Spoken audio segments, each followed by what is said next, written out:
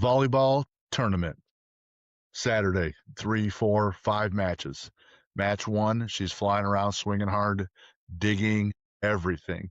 By match 4, she's a step slow. She's shanking passes. She's jumping off one leg. Same skill, same drive. So what's the difference between her and the girl across the net who's still bouncing? Could be nutrition, right? We talked about that. Who recovered between matches the best? Here's the truth of this whole episode. The best ability is availability. It's not how hard you train, it's how hard can you train, recover, and train again. Or it's not how hard you play or perform. Can you perform, recover, and perform again? Today, the most neglected inch of all 6 in the whole athlete builder process, it's recovery. So where are we? Recovery is inch number 6, the last body block, and hands down the most neglected on average. So here's how the 3 body inches fit together. Training tears the body down.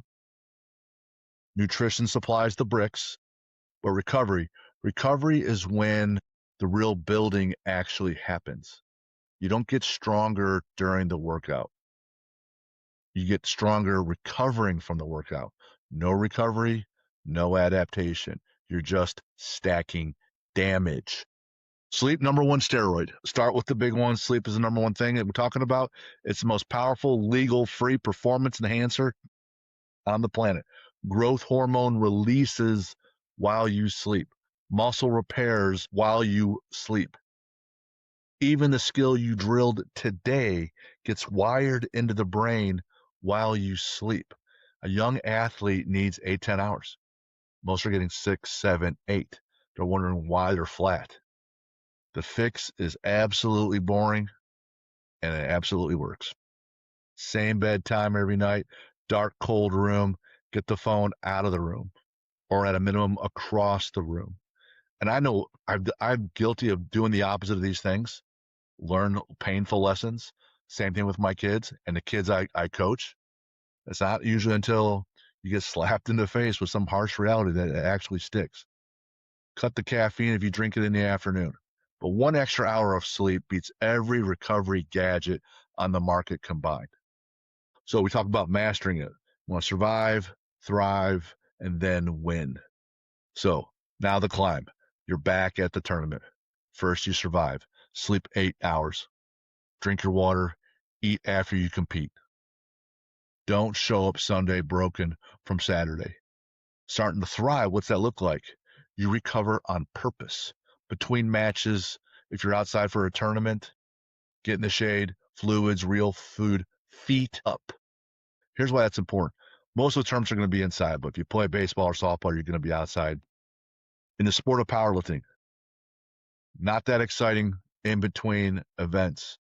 If I'm competing in powerlifting, there's 3 squat attempts, then 3 bench press attempts, and then 3 more deadlift attempts. Typically, it's all you get, plus your warm up. And it could be an 8 to 8 day, a 12-hour day for 9 lifts. And all the time, people are walking around, hanging out with their buddies, talking to their coaches, talking to other people in the stands, their family, people came to watch, and you're in that gym. And there was a time my wife and I were competing in our own gym. It's a national event, and I brought in another coach to handle me because handling yourself is not usually the best thing to do. And I had Tyler on. He's talking to me, "Hey Jim, you're done lifting, right? You don't bench for over an hour, 2 hours after we just finished squatting." I go, "Yeah." He goes, "Sit down, sit down. Standing takes energy." If you note the people in the Olympics, day 1 is opening ceremony. Not everyone goes. If you're competing on day 2, you typically don't get to go to the opening ceremony. You're on your feet for a while, you're in line, there's all this extra stimulus, but you're on your feet expending energy. Nope, you're there to win.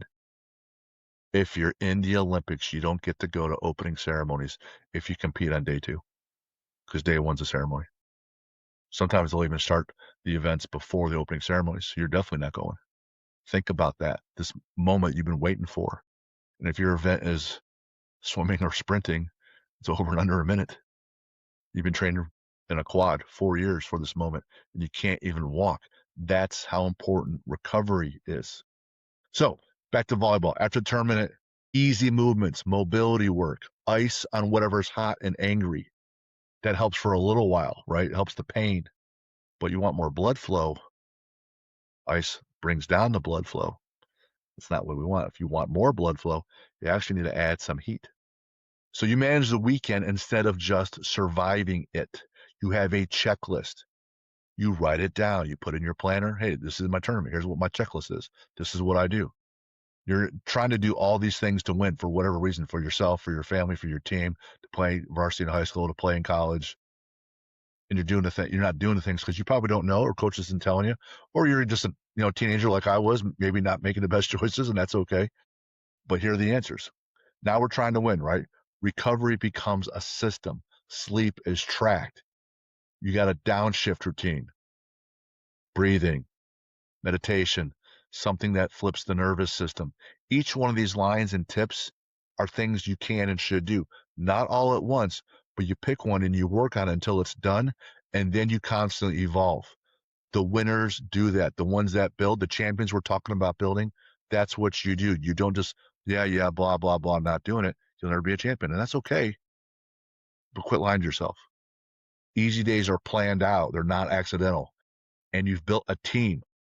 So later in your career, you got trainers, you got doctors you actually use before things break. And here's the pro move. On the day you're absolutely wrecked, don't skip. Don't just do nothing. Do half. 50% beats 0% every single time. And coaches teach recovery like a skill. Doing that half moves things. The last thing you want to do when you're really hurting is just lay on the couch.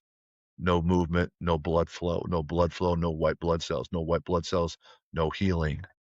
Coach, teach us recovery like a skill by level, same as everything else.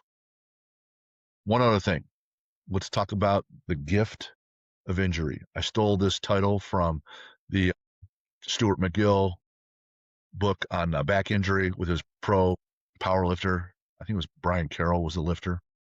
That's the title of the book. I put it in one of the chapters in my book because injury touches almost every serious athlete eventually at some point. Here's the reframe champions make. An injury is a gift with a really ugly wrapping.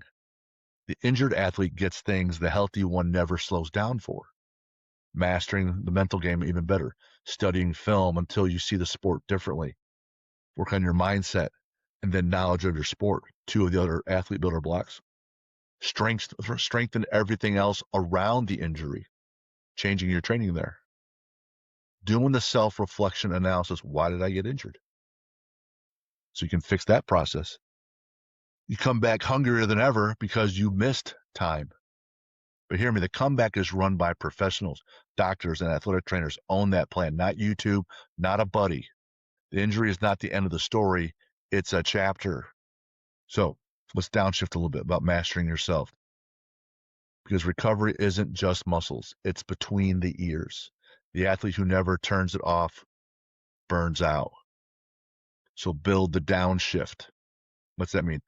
5 minutes a day, slow breathing, or just stillness. Just sit still and be out in nature if you can. It just resets everything. Use music to change your state up before you compete, but down after you're done. Take real days off without guilt. Burnout isn't a character flaw. It's a recovery failure, and it's preventable. So here's a test. We always run a SWOT analysis: strengths, weaknesses, opportunities, and threats. Now let's run it on just recovery. What's the advantage? What's your strengths? What's the thing that you're best at? That's your competitive advantage. That's how you win at recovery. Hopefully it's sleep. What's the weak link? What's your biggest weak link? That's your limiting factor. What's your next target? And what's the threat that actually breaks you? For a high school kid, one habit: a set bedtime. Phone out of the room, 10 minutes of mobility after practice. Pick one. You got to pick one and choose. You must decide and commit. For the college athlete, you can't just pick and choose, right? You got to define what recovery looks like. What's the standard you must, not like or want, that you must have. Then you got to work backwards. What's the sleep number that helps get you to that standard? What's the downshift routine? What's the treatment schedule? Work backwards. And then there's the safety line, non-negotiable. Pain that lingers, sharp pain, anything that changes how they move, how you move, how your athletes move, that goes to a medical professional now, not later. Recheck in 30 days. If you want this scored for you, the free assessment runs every athlete through recovery and all 6 blocks, tracks the trend over time, links in the description, it's in the bio, it's everywhere. It's on the webpage, athletebuilder.com/assessment test. Keep stacking wins, win the day, stay relentless.